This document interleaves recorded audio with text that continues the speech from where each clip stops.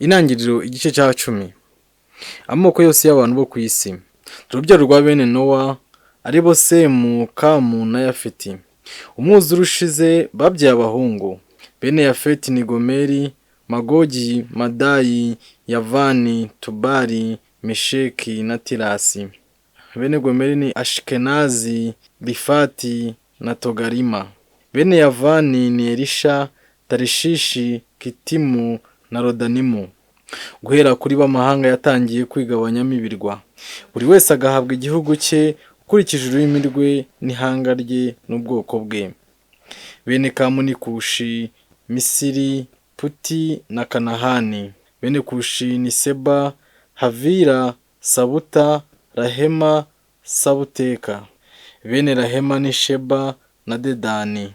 Kushi yabyaye Nemurodi ari we ntwari ya mbere ku isi. Aba umuhigi ukomeye imbere y'Uhoraho, nicyo gituma baciye umugani ngo kuba umuhigi w'intwari imbere y'Uhoraho aka Nemurodi. Imirwa mikuru ku ngoma ye ni Babeli, Ereki na Akadi mu gihugu cya Shineyari. Yavuye muri icyo gihugu ajya mu cya Ashuru, yubaka Ninivi, Rehoboti na Karahi.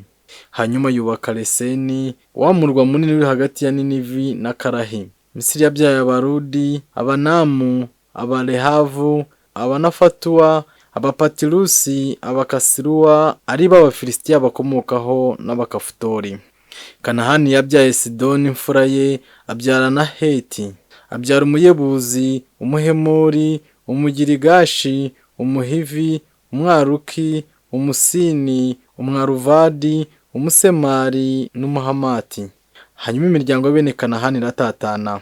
Imbibi za Kanahani zatangiraga kuri Sidoni werekeza i Gaza no mu cyerekezo cya Sodoma na Gomora, Adama na Seboyimu kugeza i Resha.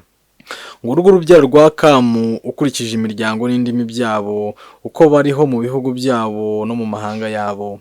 Semu mukuru wa Yafeti nawe yarabyaye abasekuruza ba bene Beri bose. Bene Semu ni Elamu, Ashuru, Arupagishadi, Rudi na Aramu. Bene Aramu ni Husi, Huri, Jeteri na Mashi. Arupagishadi yabyaye Sheraki, Sheraki abyara Eberi. Eberi yabyaye abahungu babiri, rwa mbere bamwise Pereji, ari byo kuvuga igabanya, kuko mu gihugu cye isi yagabanyijwemo imigabane. Yari afite murumuna we akitwa Yokitani. Yokitani yabyaye Arimodadi, Sherefi, Hasarimaweti, Yeraki, Hadoramu, Huza, Dikira, Obari, Abimayeri, Saba, Ofiri, Havira na Yobabu. Aba bose ni bene Yokitani, aho bari batuye mu misozi y'Iburasirazuba uturutse Imesha werekeza i Sefari. Abo rero nibo bene Semu uko bari bameze mu miryango yabo no mu ndimi zabo bavugaga no mu bihugu bari batuyemo ukurikije amahanga yabo. Ngiyi imiryango ya bene Nowa ukurikije imbyaro zabo n'amahanga yabo. Amahanga yose yari ku isi nyuma y'umwuzure nibo yakomotseho.